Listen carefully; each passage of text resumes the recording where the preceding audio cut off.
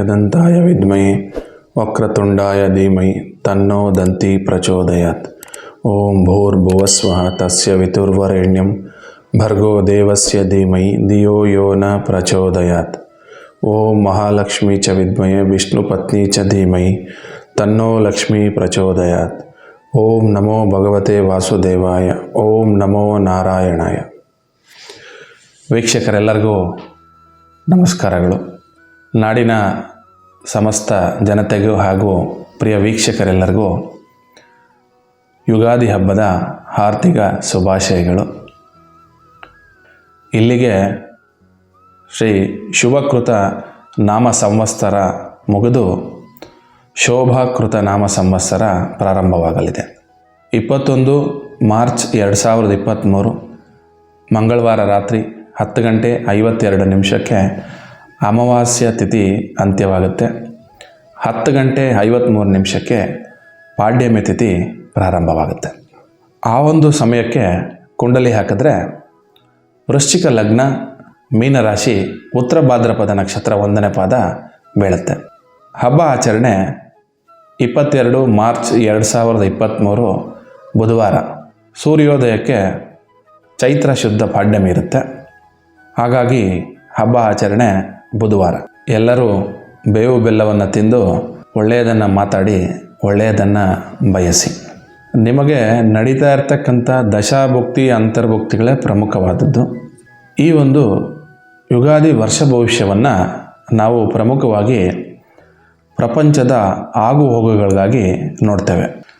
ಯಾಕಂದರೆ ಚೈತ್ರ ಮಾಸ ವಸಂತ ಋತುವಿನಲ್ಲೇ ಎಲ್ಲವೂ ಹೊಸದಾಗಿ ಆರಂಭವಾಗ್ತಕ್ಕಂಥದ್ದು, ಎಲ್ಲವೂ ಹೊಸದಾಗಿ ಶುರುವಾಗ್ತಕ್ಕಂಥದ್ದು. ಈಗ 2023 ಚಂದ್ರಮಾನ ಯುಗಾದಿ ಚೈತ್ರ ಶುದ್ಧ ಪಾಡ್ಯಮಿಯ ಕುಂಡಲಿಯ ಆಧಾರದ ಮೇಲೆ ಮುಂದಿನ ಯುಗಾದಿವರೆಗೆ ಮಕರ ಲಗ್ನದವ್ರಿಗೆ ವರ್ಷ ಭವಿಷ್ಯ ಹೇಗಿದೆ ಅಂತ ತಿಳ್ಕೊಳ್ಳೋಣ. ಪ್ರಮುಖವಾಗಿ 5 ವಿಚಾರಗಳಲ್ಲಿ ನೋಡೋಣ.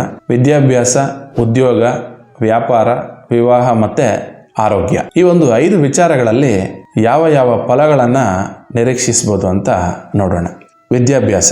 ಮಕರ ಲಗ್ನದ ವಿದ್ಯಾರ್ಥಿಗಳಿಗೆ ವಿದ್ಯಾಭ್ಯಾಸದಲ್ಲಿ ಹಿನ್ನಡೆಯ ಸಮಯ ಕಂಡುಬರ್ತಾ ಇದೆ. ಓದಿನಲ್ಲಿ ಹೆಚ್ಚಿನ ಆಸಕ್ತಿ ತೋರದೇ ಇರತಕ್ಕಂಥದ್ದು, ದುಶ್ಚಟಗಳಿಗೆ ಬೀಳ್ತಕ್ಕಂಥದ್ದು ಕಂಡುಬರ್ತಾ ಇದೆ. ಎಬೋ 2nd PUC ವ್ಯಾಸಂಗ ಮಾಡ್ತಾ ಇರ್ತಕ್ಕಂಥವ್ರಿಗೆ ಅತ್ಯುತ್ತಮವಾದ ಸಮಯ ಕಂಡುಬರ್ತಾ ಇದೆ.